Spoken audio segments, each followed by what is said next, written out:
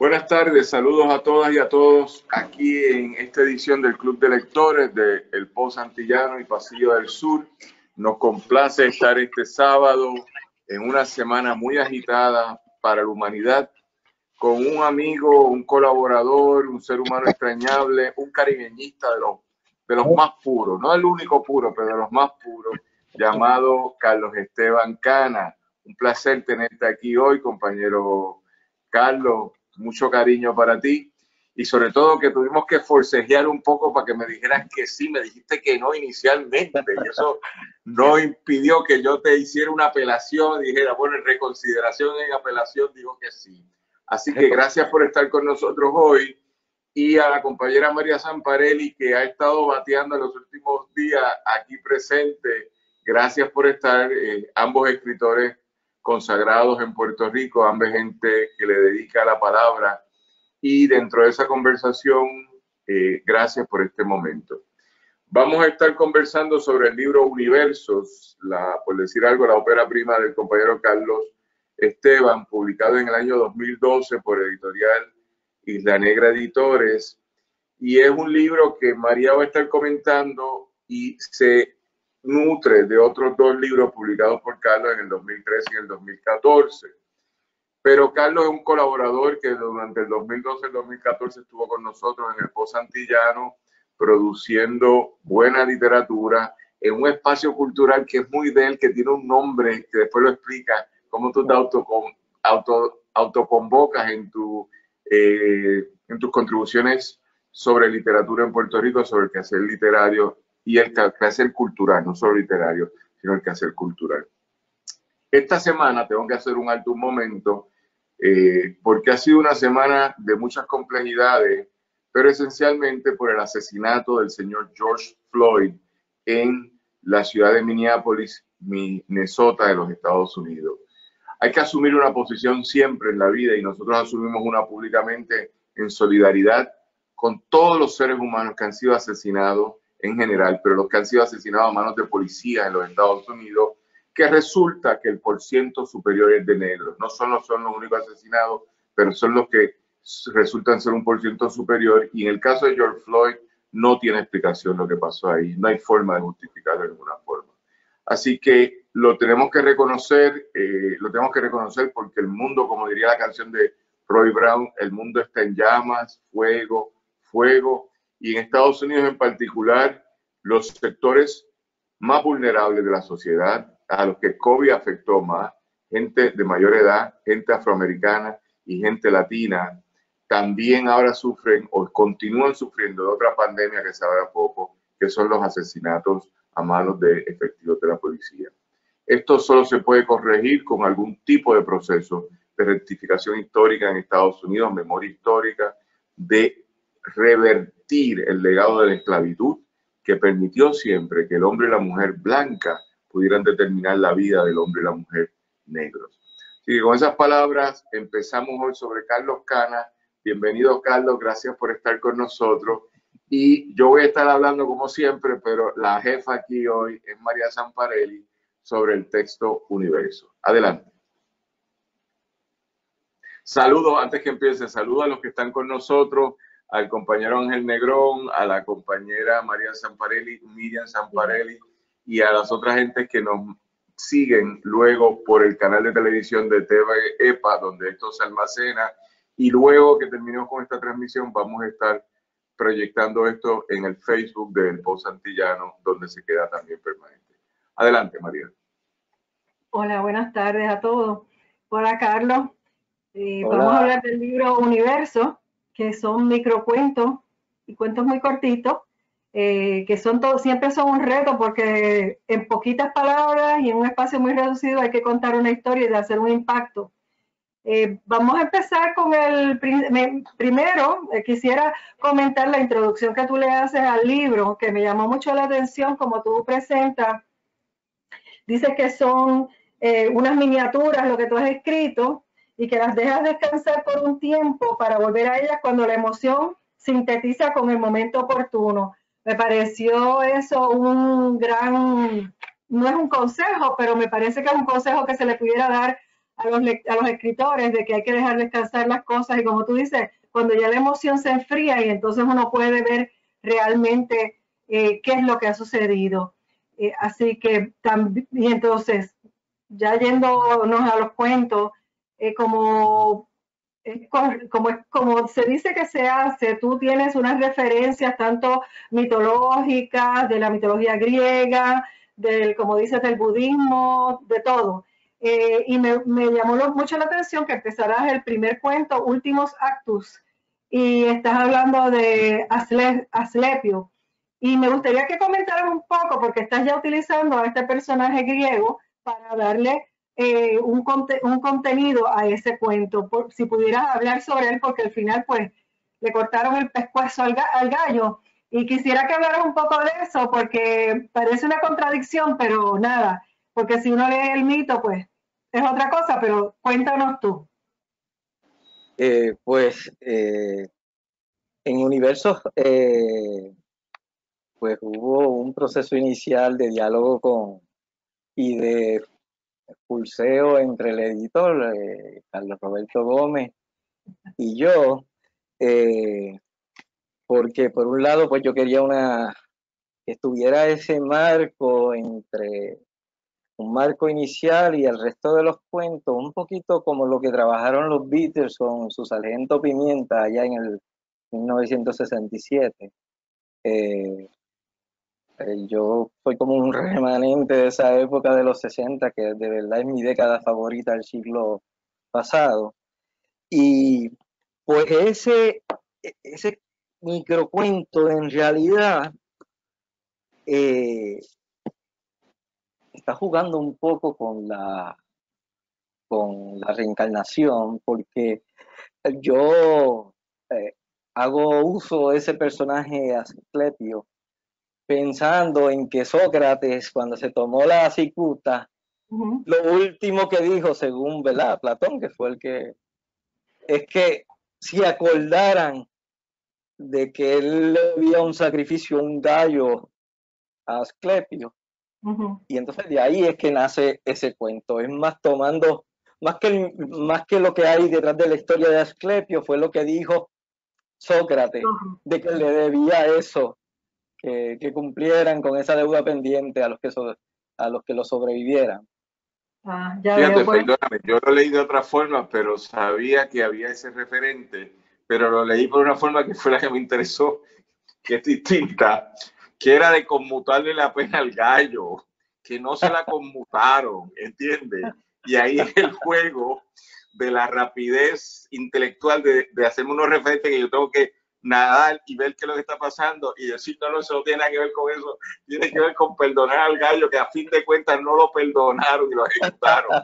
Y esa fue, me pareció que fue un tremendo cuento para iniciar, porque marcó tu trayecto en el microcuento de este trabajo, porque me agarró, ese sí que me agarró, es que no tiene que ver con los griegos, tiene que ver con salvarle la vida al gallo. Eso fue lo que yo le puse atención.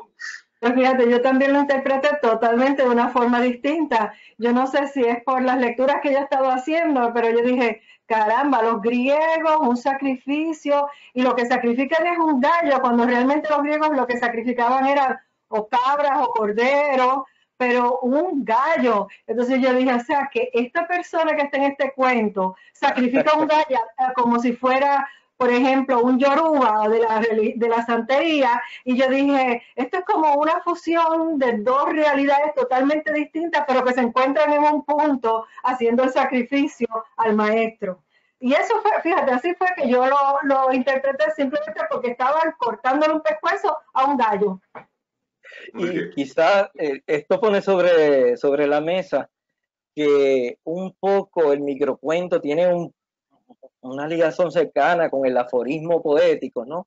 Que también depende de las referencias personales de cada lector, y esas referencias le van a dar para interpretar el microcuento como mejor, o sea, él lo entienda. No habría una sola manera ¿verdad? De decir esto es y ya.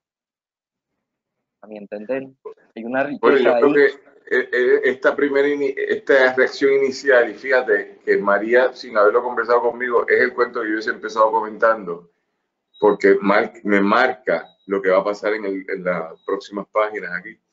Pero sin lugar a duda que en el microcuento, distinto al cuento breve, yo creo que provocas un sentido de multiplicidad. En el cuento más desarrollado de este trabajo, que hay algunos que tienen, por decir algo, 8 párrafos o 10 párrafos, en esos cuentos es una estructura que yo quisiera discutirle ahorita aquí cuando estemos conversando, porque a veces como que no estaba claro yo para dónde íbamos, pero en estos microcuentos, no es por ti, sino por mí como lector, que estoy leyendo 700 palabras en un minuto, así que tengo que ir rápido y tengo que verlo, pero en el microcuento en todos me agarraste, y me parecían que estaban muy limpios y que podemos interpretarlo de distintas formas, que de eso trata el microcuento. Porque ¿quién le dijo, cómo se llama el señor ese de Guatemala, María Monterroso? Cuando despertábamos el dinosaurio seguía allí. Entonces uno se pone a pensar en los dinosaurios, en los animales grandes de la época, pero el dinosaurio era otro escritor que estaba durmiendo y se habían emborrachado esa noche, ¿entiendes? Esa anécdota se ha contado de tantas formas ya. Exacto. Así que pero uno sigue en el viaje de los reptiles y esto y lo otro. Así que nada, yo creo que también habría que preguntarte ahí ¿cuál era tu intención como autor? Esa es una pregunta distinta. Y lo que te dijo María sobre los griegos, o sea, y tú lo has explicado un poco, pero un poco cuál es la intención tuya sobre nosotros los lectores. También el proceso de yo escribir esos microcuentos, pues se dio en un plazo que se acentuó en el, creo, aunque inicié en el 1999, pero en el 2004, a partir de ahí, pues fue una necesidad de expresar mi vena creativa, no a través del cuento, que era lo que había cultivado durante la última década de los 90. La poesía la retomé en paralelo al microcuento, pero fue formidable porque creo que fue una manera con humildad, de entrar al proceso editorial, a publicar un libro, porque yo tenía una reserva bien grande de que me nombraran como escritor, por el respeto que le tenía a esa palabra. Y entonces me costó prácticamente, yo diría que como 20 años para entonces yo sentir que después de tanto trabajo, merecía el título por el trabajo porque ya había hecho por esas 2 décadas. Pero en eso fue un regalo que me dio Carlos Roberto inmenso, cuando me dijo, mira, no, yo pensé que él me iba a pedir cuentos o poesía. Sin embargo, él mismo me sorprendió pidiéndome el microcuento, que ya yo lo había ido publicando poco a poco en revistas literarias y en bitácoras cibernéticas. Pero me causó una sorpresa, una agradable sorpresa, que Carlos Roberto, pues como primer libro, me pidiera el libro de microcuento. Okay. María. Nada, pues entonces seguimos para la BBC. Yo no sé cuándo tú escribiste ese microcuento. Yo nada más que pude pensar en el COVID y en algo más allá de cuando hablamos de clones, son todos igualitos, es un ejército. Y yo me gustaría saber más del cuento porque yo lo tuve que poner en contexto de lo que estamos pasando ahora y de todo lo que ha salido en las noticias, que sí se sabía, que sí lo tenían escondido, que no lo tenían escondido, que nadie lo sabía, pero sí lo sabían. Y entonces me puse a pensar, me gusta eso porque lo haces también más adelante, utilizas los medios de comunicación. Hay un periodista que es el de la bola roja. Ajá, sí. Otra vez me trae yo hice referencia inmediata a National Geographic y a las fotografías de National Geographic, tú sabes, así que tú intercalas los medios de comunicación, tal vez como The Medium is the Message, vamos a poner como Marshall McLuhan, tú los integras dentro de tus cuentos. Si nos puedes hablar un poquito para la BBC. Sí, pues antes de hablar en detalle, me gustaría leerlo para beneficio de quienes nos escuchan, porque es breve. Dice, para la BBC, pensar que todo comenzó en el 2003. Los científicos de la época decían que no ocurriría, y hoy vemos lo equivocados estaban. ¿Quién iba a pensar que en esta guerra yo tendría a mi cargo un multitudinario destacamento de clones? Librar esta batalla contra el ejército más numeroso del mundo no podía darse de otra manera. Cada vez eran más los objetores por conciencia, tras los atentados biológicos que causaron estragos en el sistema nervioso de la población. Ahora nos encontramos a punto de entrar a Pekín. Esperamos órdenes para entrar en acción. Pues como dice el título, para la BBC fue precisamente para la BBC. Es que la BBC hizo un concurso precisamente de microcuentos que no excedieran de 100 palabras, donde el tema forzado era pensar, eso fue en el 2005, ¿qué ocurriría dentro de 50 o 60 años? Era el pie forzado.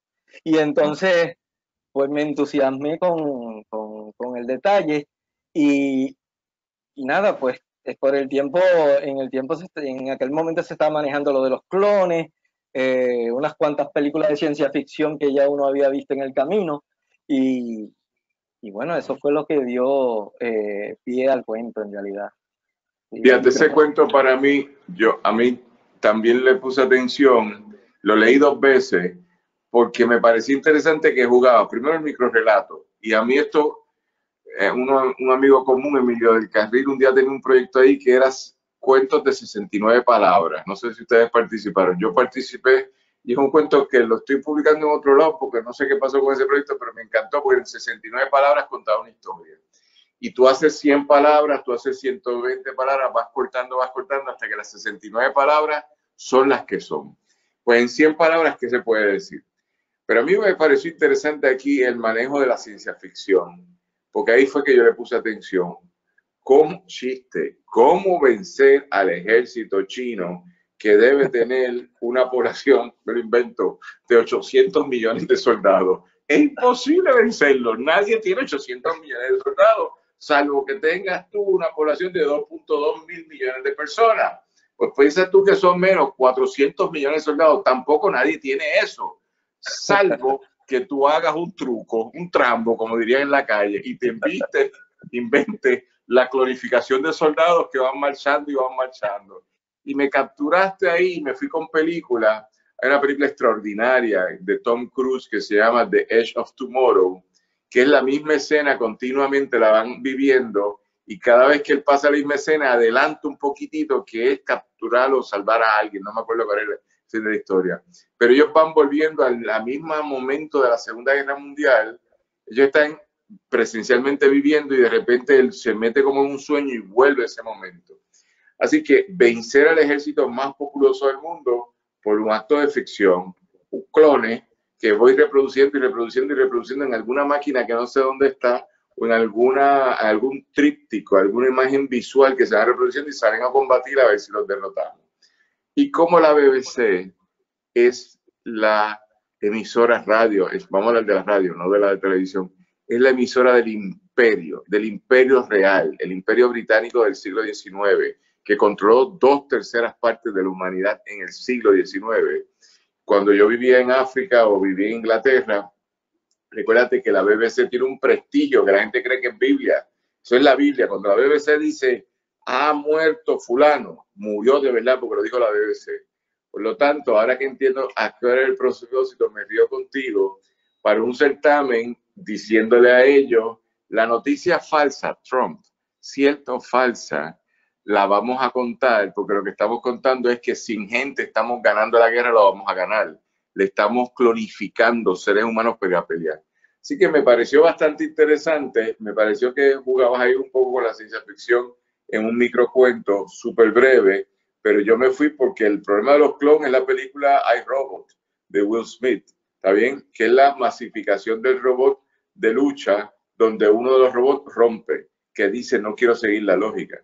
Así que nada, son cosas, por eso que creo que en los microcuentos la provocación tuya, en mi caso, no sé María, ha sido mucho más efectiva porque me provocaste. Y sigue María, pero los cuentos que estás narrando son los que a mí también me impresionaron o me trabajaron, porque veo muchas cosas y como es sencillo me concentro rápido. Cuando hay más amplitud me desconcentro y me pierdo a veces.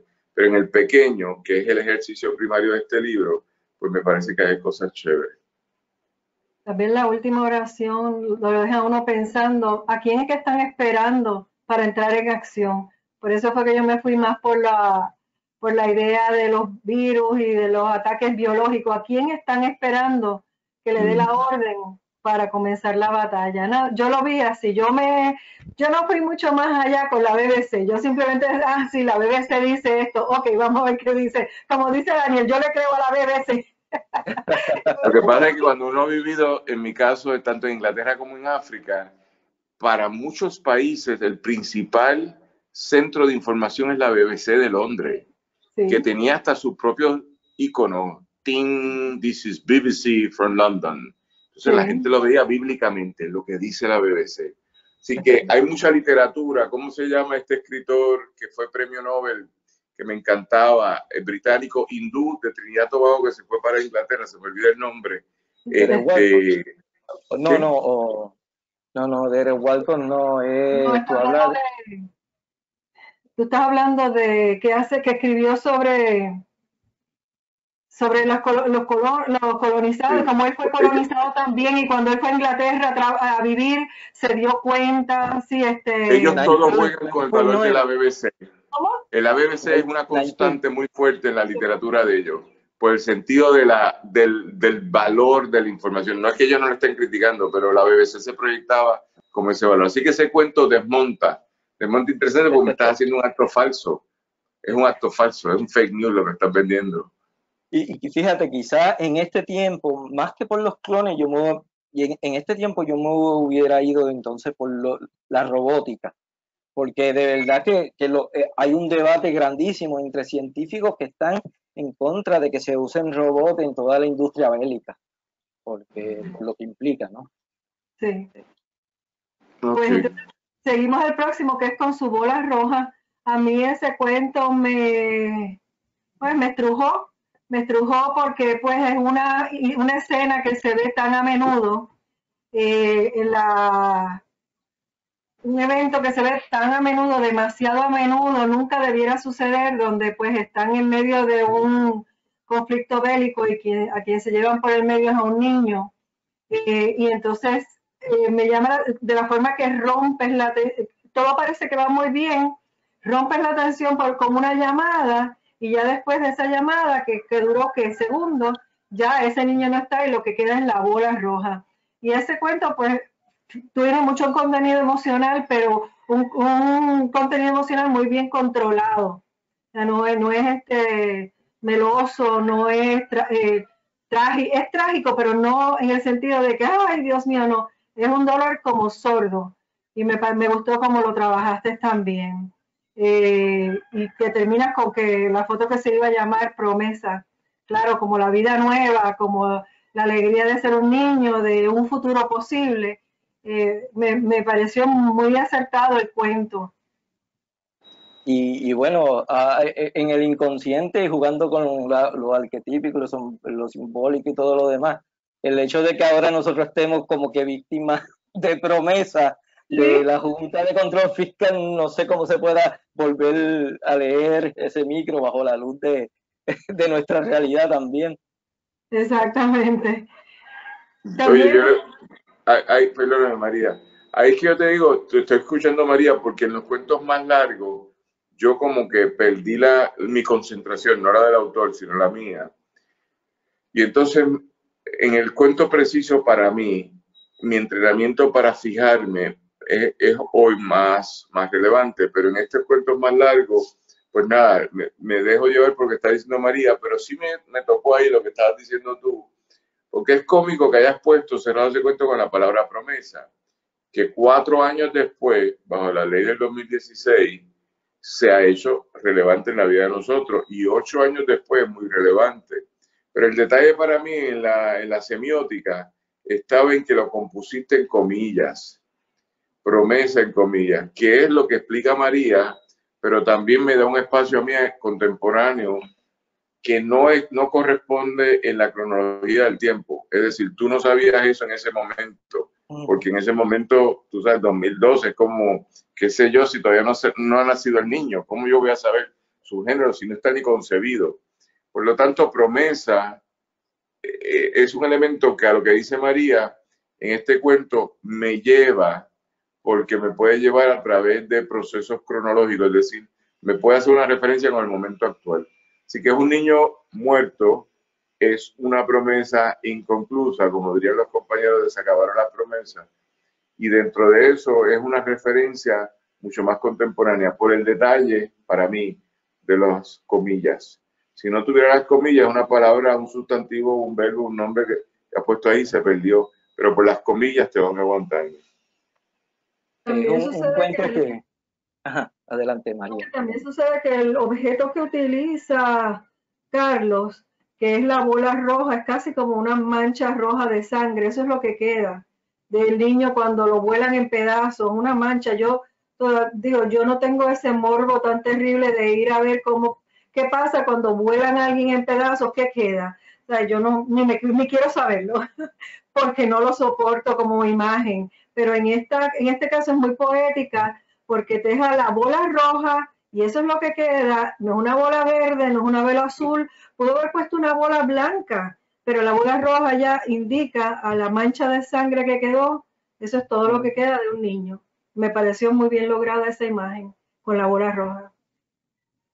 Y hay lectores, como bien lo dijiste tú, María, que el cuento lo ubican en la realidad palestina e israelí. Exactamente, eso fue lo que yo pensé.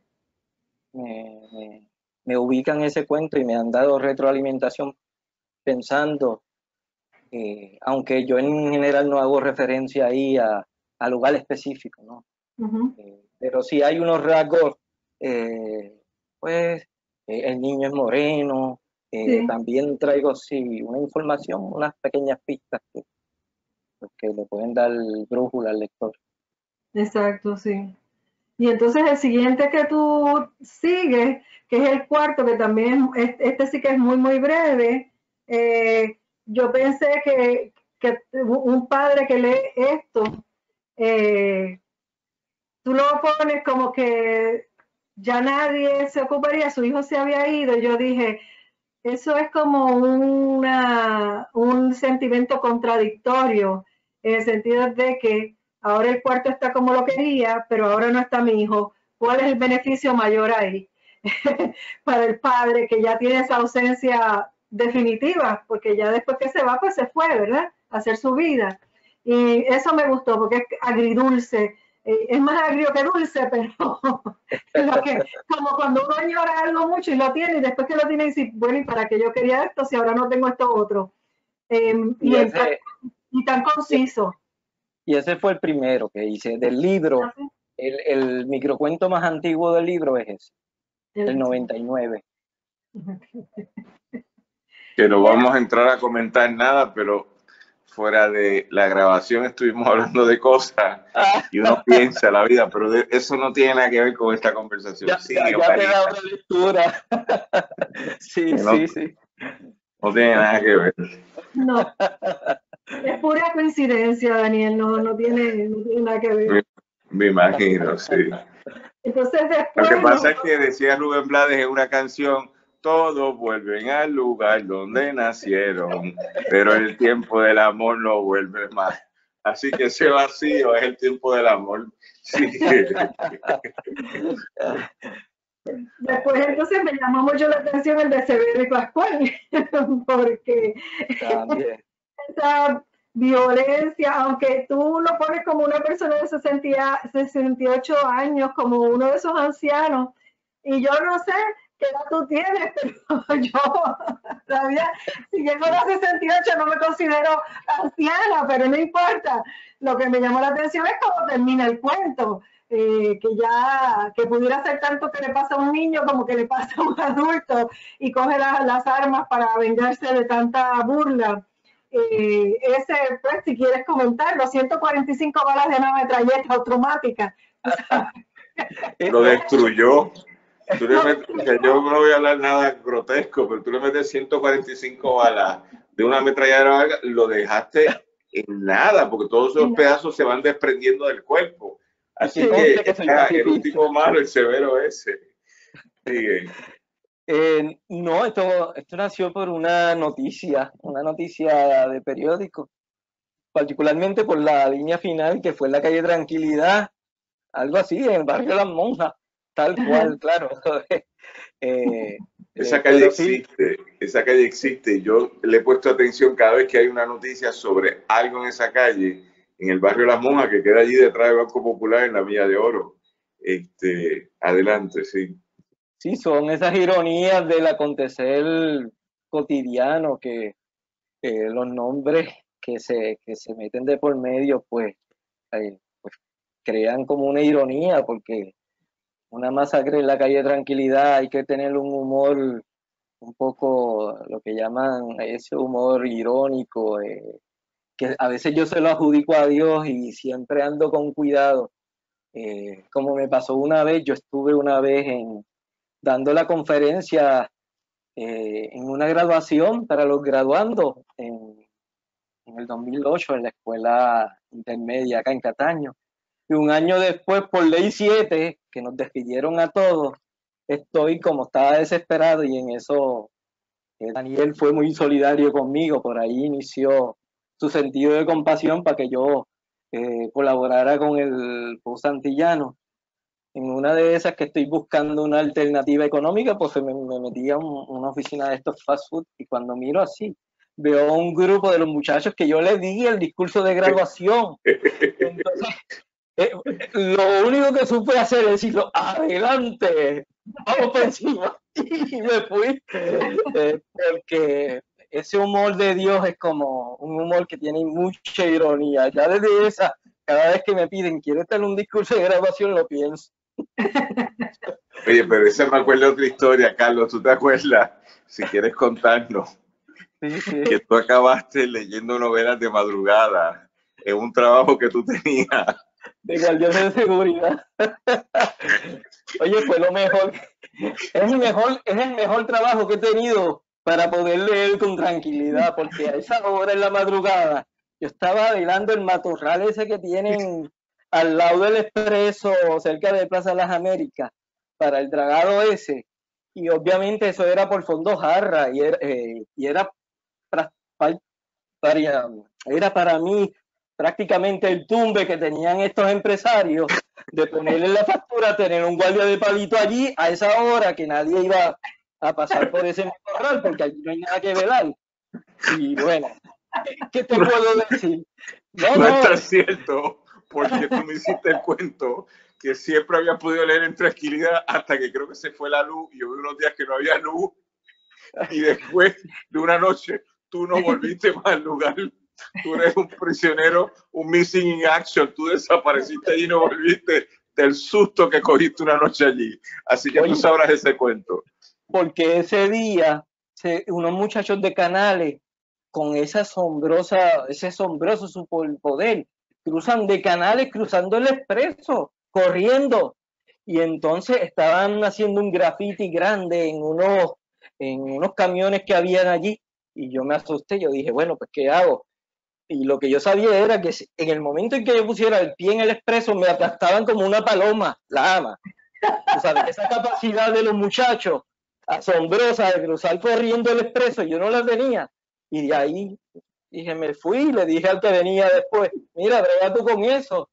Y no sé si fue que me fui o me fueron, pero... No, tú te fuiste, tú no volviste más, así fue que me contaste el cuento. Pero ese cuento que es esa anécdota de la vida real, cuando tú me la contaste, porque estábamos trabajando juntos en esos días acá en el Post, pues es de terror, porque es el miedo que uno tiene, que uno no sabe si ellos estaban corriendo para pintar un graffiti o para robarte, ¿verdad? Y tú decidiste no volver. Pero hay algo de ese morbo en algunos de los cuentos, porque tú tienes muchas historias. Yo no te voy a contar toda tu vida profesional y personal que yo conozco, pero hay momentos de instancias de morbo que sí están, y por lo menos en algunos de los cuentos, y los cuentos del final, los de Rip, que son los de Pasen, que descansen en paz, hay una morbosidad ahí repetitiva.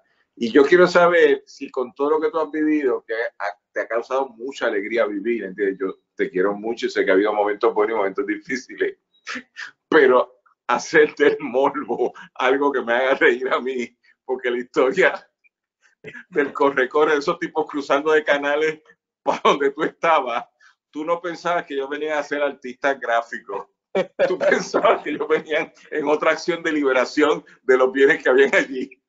Y eso es morboso, porque el miedo que uno le da esa noche, y tú me hiciste el cuento como tú saliste por ahí corriendo sin parar, pues yo creo que eso es importante, y en algo de tus cuentos hay esa morbosidad, pero es cómica, es una morbosidad que es cómica, es como lo del gallo, que yo me iba a preocupar por los griegos, mano, es que le van a cortar la cabeza al gallo y se lo van a comer, ¿entiendes? Pena que no te puedo perdonar, es como el chiste de acción de gracias, si perdonamos a los pavos, ¿no? Te voy a picar en dos y te voy a comer, ¿entiendes? Hay una morbosidad ahí, pero tú la haces cómica. Y sabes que la palabra clave que tú has dicho es alegría. Y te digo por qué, porque y mencionaste ahorita la palabra instancia. Y originalmente Carlos Roberto le puso un epígrafe al libro, que es de Borges, que dice, hay tantas otras cosas en el mundo. Un instante cualquiera es más profundo y diverso que el mar. Es de Borges. Y a mí me estaba bonito hasta que una de las lectoras amigas me dice, oye, qué bonito ese epígrafe, ¿sabes qué? Viene de un poema de Borges que se llama Tristeza. Y yo pegué un poco el grito al cielo porque de verdad, por más irreverentes e irracionales o situaciones bizarras que yo he pasado en la vida, a pesar de todo, al final del camino no la he vivido con tristeza, sino al final como uno termina riéndose de uno mismo. Y entonces, pues, me chocó saber que esos versos eran de un poema que se llama La Tristeza, cuando en realidad ninguna de estas experiencias aquí, hechas ficción, pues, estén bajo el manto de la tristeza. En realidad, no. Así que gracias por decir la palabra alegría, de verdad que sí. No renuncio a ella, aún en estos momentos que verdad que tan trágicos pueden ser de una u otra manera por la pandemia y demás, pero bueno. Está bien, no se puede renunciar. A los compañeros que nos están escuchando, a Ángel, a Miriam y a otros, ¿quisieran hacer alguna pregunta, alguna reacción a lo que estamos conversando con el escritor y amigo Carlos Esteban Cano? Ángel, ¿quieres hacer alguna pregunta? Te veo sonreído ahí. Miriam, ¿quieres hacer alguna pregunta? Bueno, pues seguimos, María, procede. Mira, yo creo que como ya tenemos como menos de 20 minutos, tal vez debiéramos hablar de los cuentos de Rip y Voluntariamente Perdido, que es ya hacia el final del libro, para hablar de esos aspectos que te llamaron la atención, Daniel. Sí, estoy buscándola aquí en el... De Fragmentos y Remanentes está en la página 49. Yo lo tengo apuntado porque a mí me gustó ese cuento. Pues empieza tú. Ok, pues es bien cortito. Si lo quieres leer, Carlos, por favor, para que los que escuchen dicen. Pues muy bien. Okay. De fragmentos y remanentes. Dicen los científicos que en las propias estrellas se da el pase de batón, es decir, que de los fragmentos y remanentes de lo que fue una nace otra. Por lo anterior, me consuela saber que nosotros estamos hechos por los mismos elementos de las estrellas. A mí me pareció muy esperanzador ese es el último. No, todavía ese no es el último de esa sección, sí. De esa sección, sí. Pero que me gustó cómo terminaste porque es esperanzador y es poético a la misma vez que es un cuento muy breve, es un microcuento.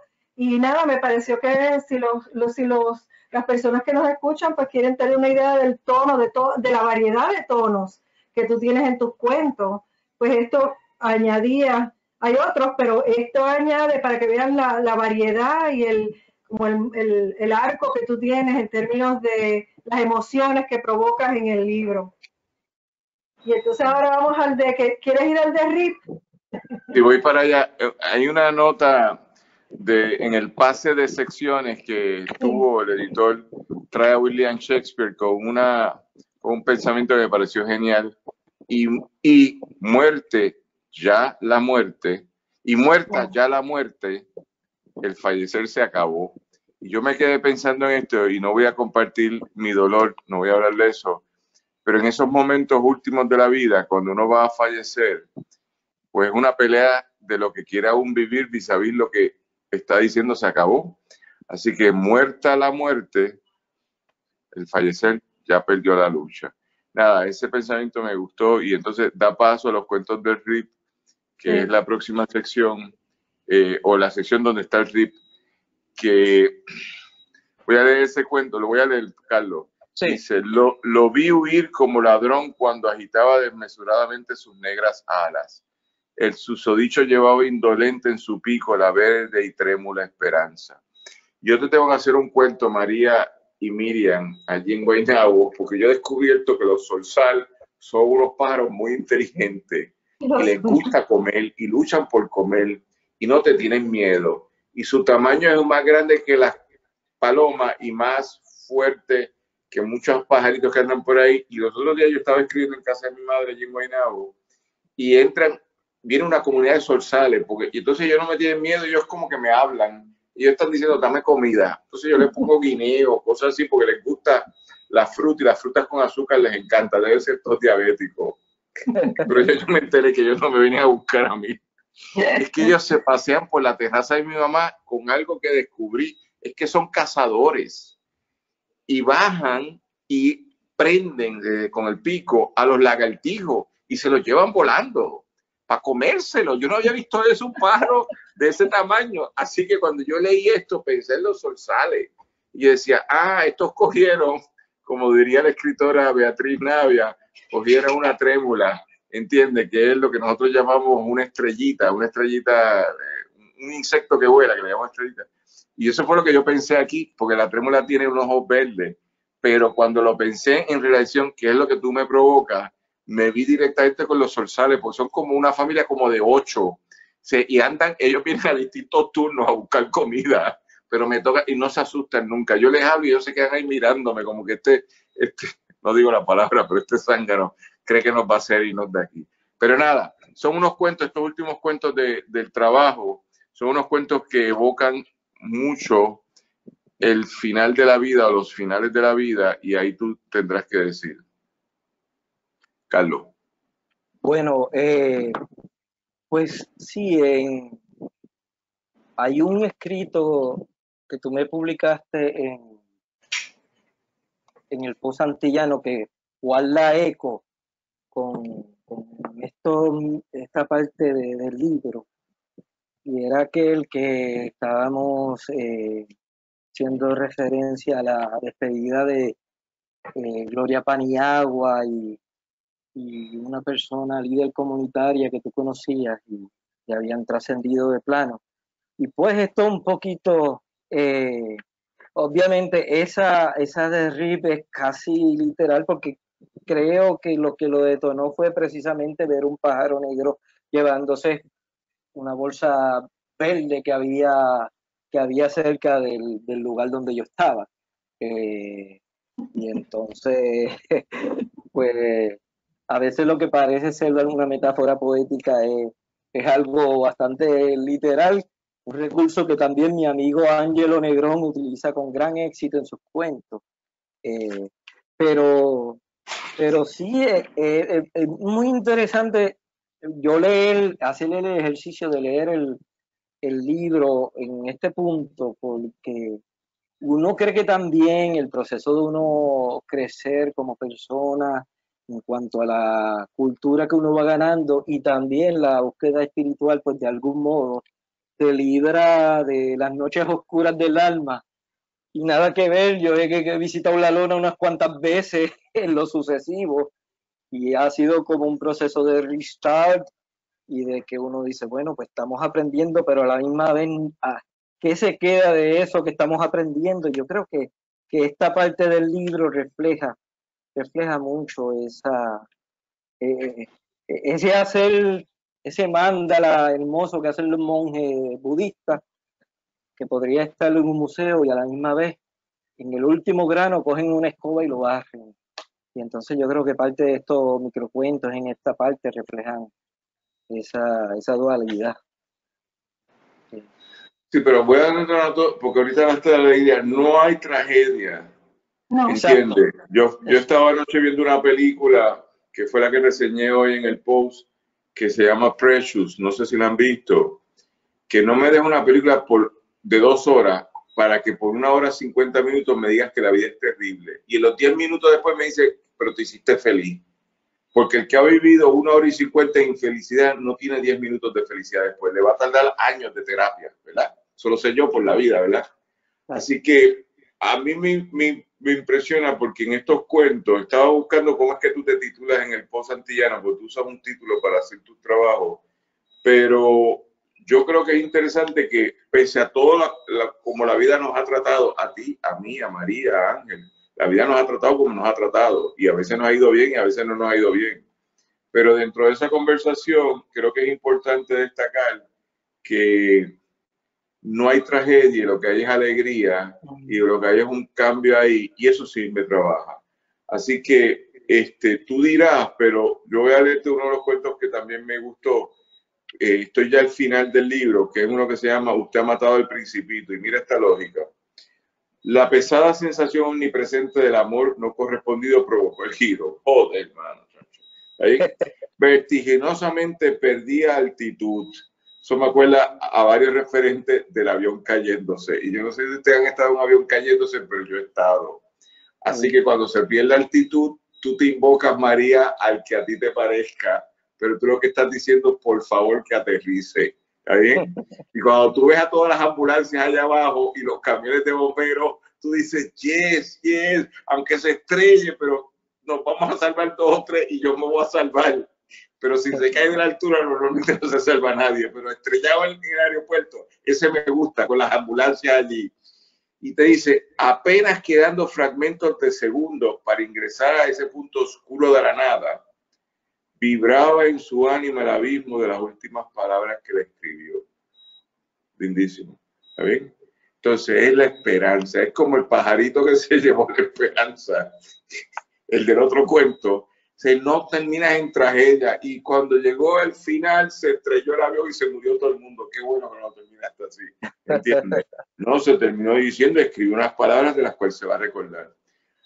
Esas historias, nada, tú sabrás, pero sí creo que hay eso y me parece interesante porque cuando este libro salió, tú te acuerdas que hicimos aquella reunión, como amigos estamos hablando ahora, en casa de Carlos Esteban en Bayamón, y se habló de este trabajo. Creo que esa actividad era para honrar tu trabajo. Eso fue hace un rato atrás. Y entonces estuvimos allí un rato compartiendo y nos fue bien, nos alegramos. Pero con tu alegría siempre, independientemente de donde esté la vida real, la alegría tuya es como lo que yo digo, es como un acto de locura, porque yo lo estoy pasando bien mal, pero yo tengo una alegría, un entusiasmo. Pero yo creo que eso es lo que hay que rescatar, que está en este primer trabajo. No he leído los otros dos, pero en este primer trabajo sí está presente eso. ¿Cómo lo ves? Esa fue la única presentación formal que tuvo el libro y fue entre amigos. Fue en la casa de Estefan Antón Matei, en Bayamón. Y porque yo me iba, eso es otra cosa. Nueva York. Para Nueva York. Sí. Yo tenía cierta resistencia a publicar, pero en el momento en que yo decidí que me iba a Nueva York, tenía la experiencia, la sensación de que algo iba a cambiar. No quiero decir que algo iba a morir, pero algo iba a cambiar y yo quería dejar algo que quedara. Yo no sabía cuánto tiempo iba a estar por Nueva York y todo lo demás. Al final terminé deportado, pero eso es otra historia, ¿no? No cuentes esa, no cuentes. Está bien, esa la dejo para otro libro. Pero la cosa es pues, que sí, que fue un momento muy especial haberlo hecho con ustedes, con mis grandes amigos, ¿no? Así que más allá de 2 o 3 libros que tengo, pues todavía yo no he hecho una presentación formal de ninguno de ellos. La haré en su momento. Es cómico porque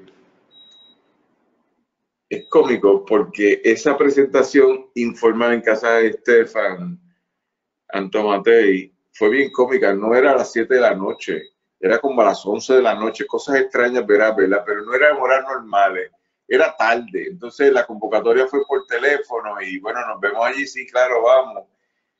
Y yo me acuerdo que estuvimos un rato, que tampoco era mucho rato, porque creo que al otro día era que tú te ibas, era algo así. Sí, más o menos. Y era como una despedida, eran varias cosas para ti. Y me acuerdo que te fuiste y estuviste escribiendo un rato desde Nueva York para el Post y después eso terminó. Pero independientemente de esa historia o de las otras historias de Guaynabo que tú viviste y las historias de Cataño que has vivido, pues yo creo que es bien importante celebrar que tú estás contento todavía. Y eso yo creo que es bien importante, tú sabes, eso, porque uno puede celebrarla, o sea, y habemos a escritores, hay miles. En Puerto Rico son como 300 y todo el mundo cuenta su historia y eso hay que celebrarlo, pero yo quiero celebrar la alegría y ahí me entusiasmaste, ¿entiendes? Sobre todo en este primer trabajo que en ese momento estuvimos más vinculados y recoge, independientemente de todos los pesares, recoge no optimismo, sino me levanto y continúo, me levanto y continúo, me levanto y continúo, ¿entiendes? Y eso es una aportación, sí. No sé, María, ¿qué más tú crees que le... Quería mencionar que a raíz de lo que tú has estado diciendo sobre el libro de Carlos, que me alegro haber tenido la oportunidad de presentarlo, o digo, de conversar con él hoy, porque, pues, como tú dices, hay 300 escritores y uno no puede llegar a todos ellos, y me parece que no es así como no es como va a sonar, pero que Carlos tiene mucho que aportar y obviamente lo ha estado haciendo porque también en su trabajo de reseña, de entrevistas sobre el quehacer literario en Puerto Rico, es algo que es crucial porque la gente no, los escritores, hay escritores que no se percatan, no sé a qué se debe de que vinieron otros antes que ellos y que pues de ahí hay que sacar para construir sobre eso, no empezar de nada para construir. Y entonces yo estuve viendo unas entrevistas que hiciste en 80 grados, si no me equivoco, no estoy segura, casi Sí. estoy segura. Y la última era de Enrique Laguerre. Y me encantó leerla porque cuando yo entré a la Universidad de Puerto Rico, él estaba todavía enseñando. Y yo había leído La Llamarada ya en la escuela superior y a pesar de lo que decía la gente, que si no era una buena novela o dejaba de ser una buena novela, lo que fuera, a mí me había gustado. Y yo pensaba que era un gran escritor. Y me acuerdo yendo hacia Humanidades y él iba caminando al frente de mí y yo pensaba, y yo voy caminando detrás de él pisando las mismas pisadas donde él va. Así que fue como volverme a acordar de ese tiempo en la Universidad de Puerto Rico cuando era estudiante y había escritores como él allí. Y nada, eso es crucial porque es la memoria literaria. Te guste o no te guste Enrique Laguerre, pienses que sí, que no, pues todos escribimos cosas que van bien, cosas que no van tan bien, pues, pero como dice Daniel, pero uno se levanta y escribe y sigue y se vuelve y se levanta y vuelve y escribe. Así que, y regresando a tu punto, Daniel, de lo que está pasando en Minneapolis, estaba este señor, que siempre se me escapa el nombre de él, que es un activista, que es un reverendo, se me escapa el nombre, y él estaba diciendo que uno se equivoca, pero se equivoca mejor la próxima vez. La próxima vez la equivocación está superada, es una equivocación que uno mejora. Pues lo mismo pasa con cada día que uno trabaja, pues está bien, escribir, pues la próxima vez escribo mejor. Y me puedo fallar en una cosa, la próxima vez fallaré menos o fallaré mejor, lo haré de mejor manera. Así que todo se ata, todos estos procesos creativos y de evolución social se atan unos con los otros. Y es evidente en lo que uno lee, como lo que tú tienes en tu libro, Universos, imagínate, Universos, eso lo explica todo. Así que nada, me alegro mucho de verdad haber podido participar en esta charla contigo. Me gustaría que pudiéramos hacerlo más informal y conocer otras cosas, pero eso de la paloma aplastada en el expreso me encantó.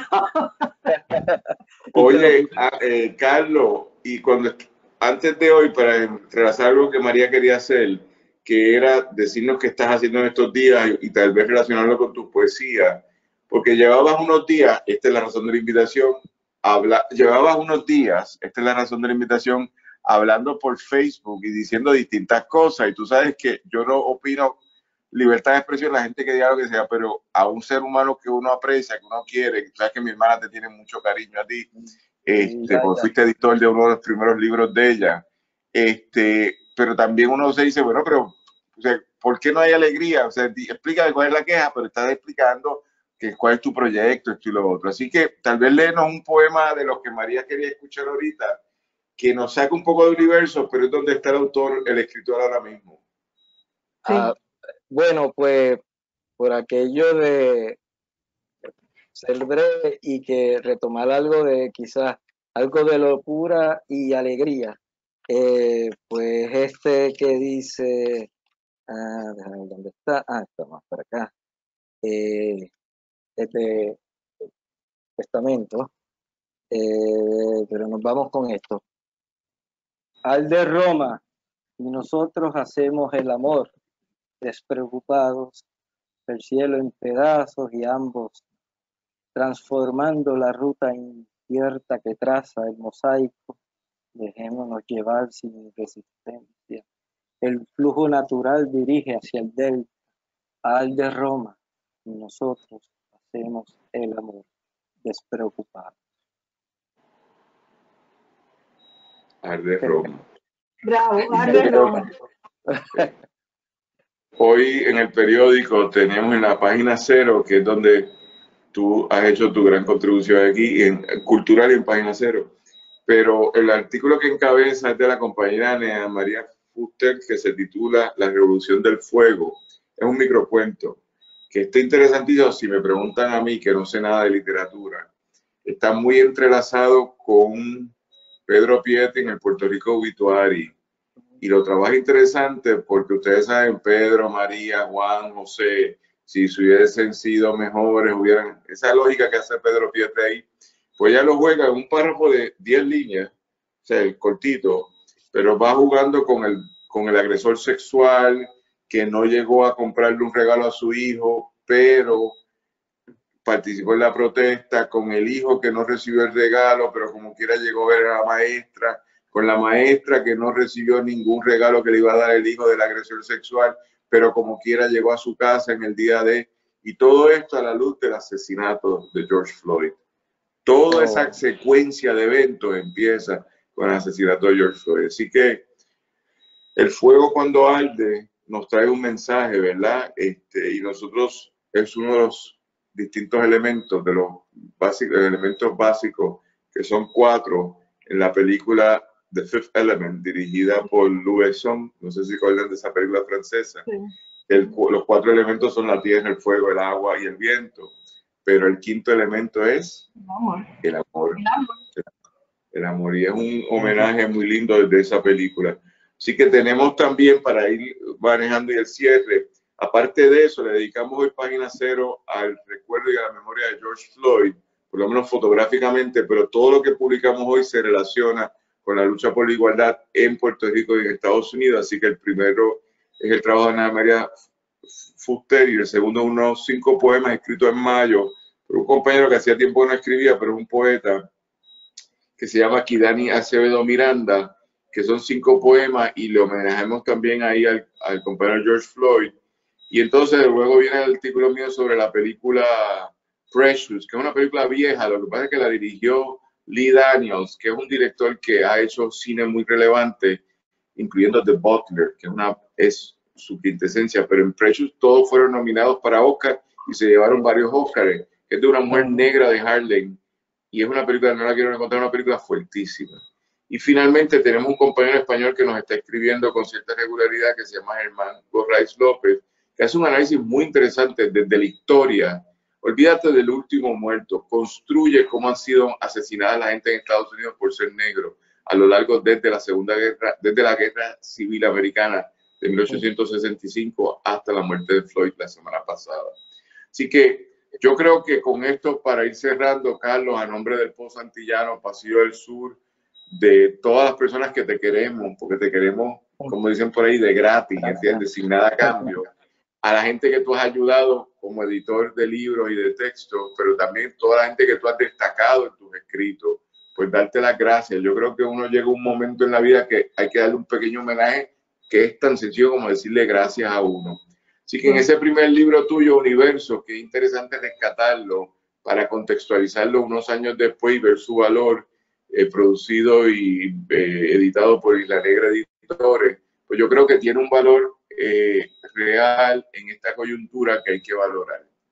Gracias a María Zamparelli, cuarto bate diseñado y ganado. Ese cuarto bate impulsa carrera. Eso, y aparte que es una escritora que yo le tengo mucho cariño, pero que lee. Ella se lee a todo el mundo y después se pelea cuando no la ha leído. Y yo tengo que darle una sorpresa porque te la voy a dar la semana que viene, pero estoy casi terminando la sorpresa que te voy a dar.